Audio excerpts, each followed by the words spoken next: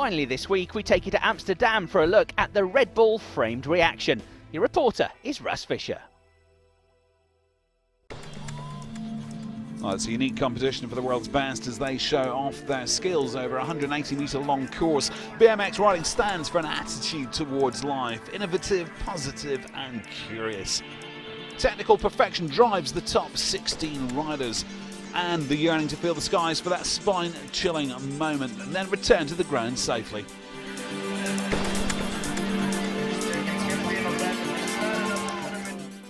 World's first in the colourful Culture Park in Westergastrobeek are the mobile wooden takeoff ramps. The setup involves moving parts while the riders themselves decide whether they want to pull the interactive trigger during their performance.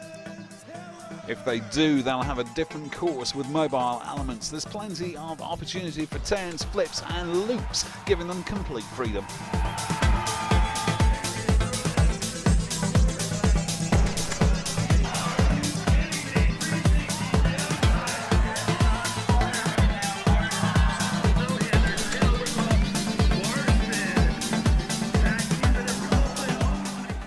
The USA's Pat Casey threw down an amazing performance to take third place. This 19-year-old has proven yet again that he's one of the big fish in the BMX scene.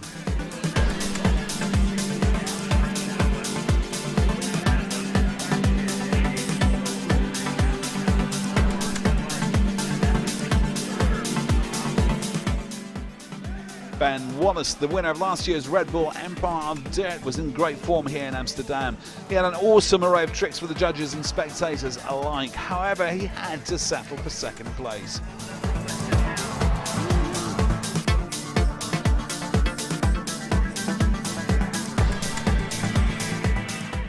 Well, the level of riding provided difficult decisions for the international judges, who watched closely on monitors and awarded points between 1 and 10. But it was Canada's Drew Besançon who came out on top with the judges and crowd alike. Trick after trick, he wowed the Dutch crowd, including a wall ride to tailwhip.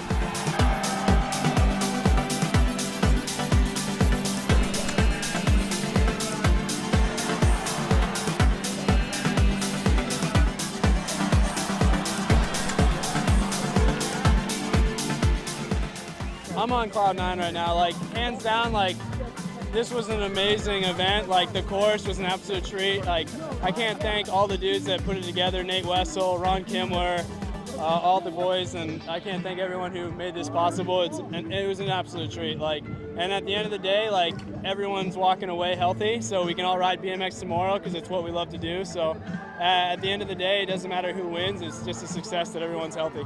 I'm happy with it. I pulled a good run. Like I said, I wanted to be happy and pull a run I was happy with, and I was, and it got me into first from the start. Then Drew went, he done a run and just blew it away as well. So it was a hard competition because there's a lot of obstacles and things can move. But no, I'm stoked with second. So delighted Drew Besançon takes his well-deserved place on the top step of the podium, taking his applause from over 10,000 BMX fans in the capital, where there are more bikes than inhabitants. Welcome back, as Boston, USA is our next stop. Russ Fisher takes you through the best of the action from stop 5 of the Red Bull Cliff Diving World Championships.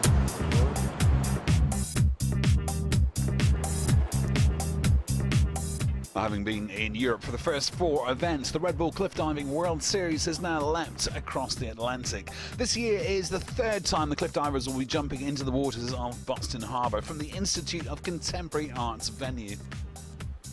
13 athletes from 8 nations will fly acrobatically through the air.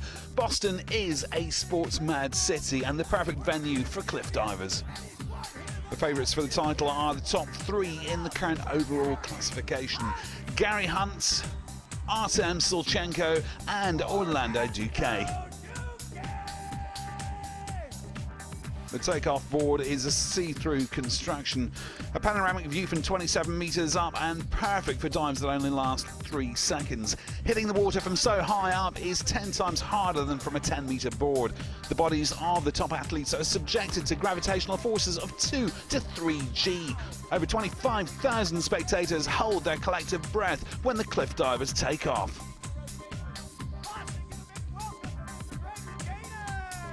Not only the venue is American, but Greg Louganis, the 4-time Olympic gold medalist and American diving legend, is a member of the judging panel. Together with his colleagues, he'll determine the winner. Well, the UK's Gary Hunt performed a front 4 somersault with 1.5 twists. Fantastic dive with a 5.6 degree of difficulty, which scored 471.1 points, and 3rd place for last year's Boston winner.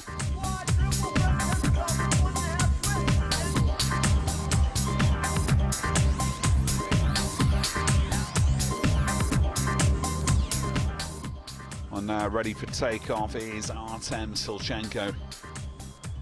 After an excellent first run, Silchenko showed a back arm stand 2.5 somersaults, degree of difficulty 6.1 and 478.2 points, meaning 2nd place.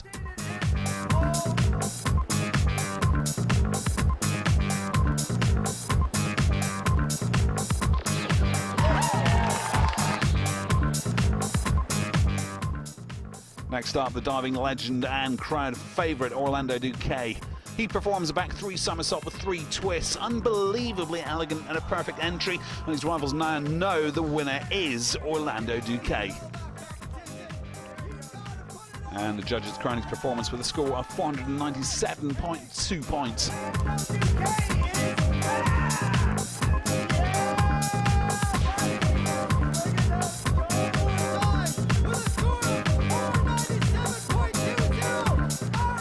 Just really happy, you know. It was 4 good dives that I did. You know, I scored almost 500 points. With my degree of difficulty, it is pretty difficult to get that high. So, you know, it takes 4 good dives. I got really good scores the whole competition.